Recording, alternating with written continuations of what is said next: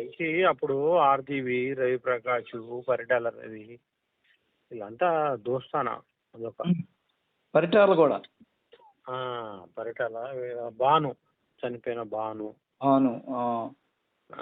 ఒక బ్యాచ్ ఉండేది. ఆ బ్యాచ్ అంతా అక్కడ బాంబే పోయి ఇష్యూ చేసి వచ్చి చాలా ఇష్యూలు అయినాయి అప్పట్లో. ఓకే. రకరకాల వ్యవహారాలు వ్యాపారాలు నడిచినాయి. రేవంత్ రెడ్డి కూడా దీంట్లో కీలకం. కలవచ్చు సత్యం. రేవంత్ రెడ్డి కీలకం దీనిలో అప్పట్లో.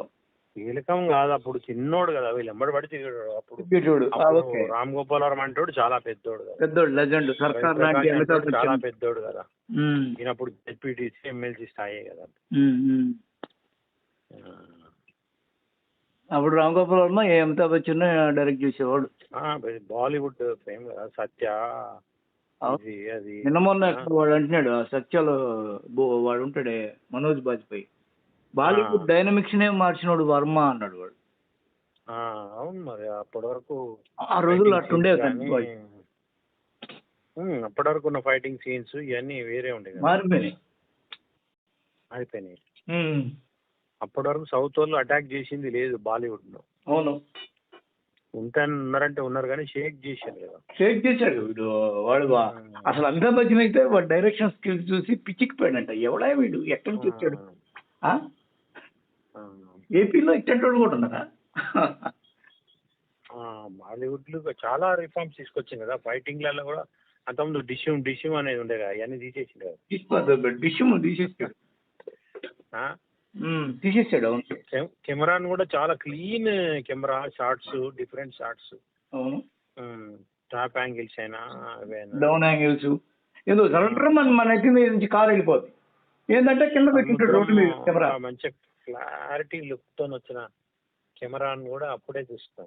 అవును, శివ సినిమాతోనే తీసుకొచ్చిండు కదా, చాలా చేంజెస్. డిప్ అని సౌండ్ సిస్టమ్స్ లో చాలా మార్పులు తీసుకొచ్చింది.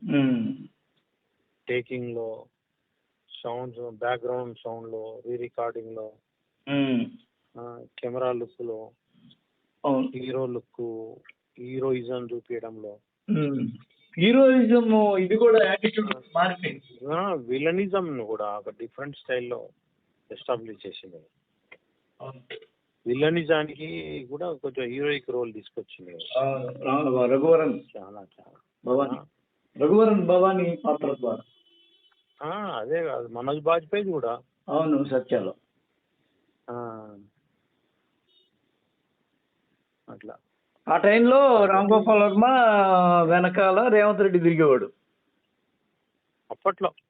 వాళ్ళంతా ఆయన క్రేజ్ కదా అది. ఇప్పుడు ఏం చేసేవాళ్ళు వీళ్ళంతా బొంబాయిలో? మరి వాళ్ళు మరి అప్పట్లో బొంబాయిలో ఏం చేసేవాళ్ళు వీళ్ళంతా? ఏం చేస్తారు, అన్ని చేస్తుంది కానీ టాక్ అప్పుడు అప్పట్లో. ఆనాటి అనుబంధం అనమాట. ఇక్కడ చూస్తే ఏమో టీడీపీ యాంటీ ఏపీలో, ఆడ చూస్తే ఏమో కాంగ్రెస్ టీడీపీతో అంటకాగుతున్నట్టు ఒక కలరింగ్. మధ్యలో ఈయన పోయి ఆయన కలవడం. ఏముంటది ఇక్కడ కాదనుకుంటే బాంబే మారుస్తాడు మాకు, ఆయనకి ఇబ్బంది ఏముంటది. ఈ కలయికకి అర్థం ఏంటి అని అంటున్నా నేను. అదే ఇక రేపు భవిష్యత్తులో ఇక్కడ సినిమాలో అక్కడ సినిమాలో, లేకపోతే అక్కడ టీడీపీ వస్తే ఇబ్బందో, లేకపోతే కొద్ది రోజులు ఎలక్షన్ టైంలో కూడా పెద్దగా ఏం కామెంట్ చేయలేదు ఈసారి. అవును, వ్యూహం ఎప్పుడో తుస్సుమనింది, మూసుకున్నాడు. వ్యూహంతో మౌన వ్యూహం పాటి వ్యూహాన్ని అనవసరంగా చెత్త కింద తీసాడు. ఇతనికి ప్రాబ్లం ఏంటంటే ఏం చేస్తాడంటే ప్రాజెక్టులని అప్పనంగా ఒకళ్ళకి అప్పచెప్పేస్తాడబ్బా. దాసనారాయణరావు దగ్గర కూడా ఈ క్వాలిటీ ఉంది. అయితే దాసనారాయణరావు హార్ట్ లాంటి సీన్స్ పోయి నేరుగా పోయి డైరెక్ట్ చేస్తాడు.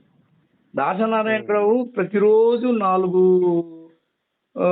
లొకేషన్స్ లో 4 సినిమాలు, 4 కోడైరెక్టర్లతో సీన్లు జరుగుతుంటాయి. ఇక్కడ చాలా కీలకమైన దగ్గర పోయి కూర్చుంటాడు. ఇతను ఏం చేస్తాడంటే టోటల్ పక్కన వదిలిపోతాడు.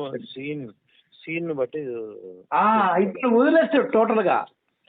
ఇక్కడ ప్రాబ్లం అక్కడ కొడుతుంది. ఇది కీ సీన్, దీన్ని పోయి కూర్చొని చేద్దామని ఉండదు.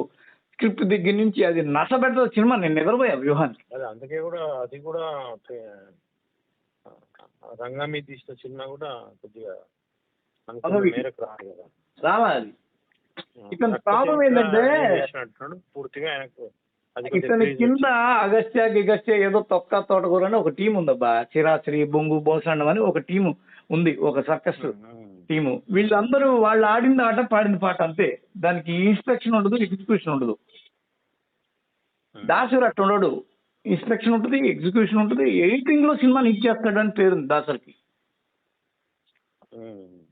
ఎడిటింగ్ లో హిట్ చేస్తాడు సినిమాని. కూర్చొని నరికి నరికి నరికి నరికి అవసరమైతే కొన్ని జాయింట్ సీన్లు వేసి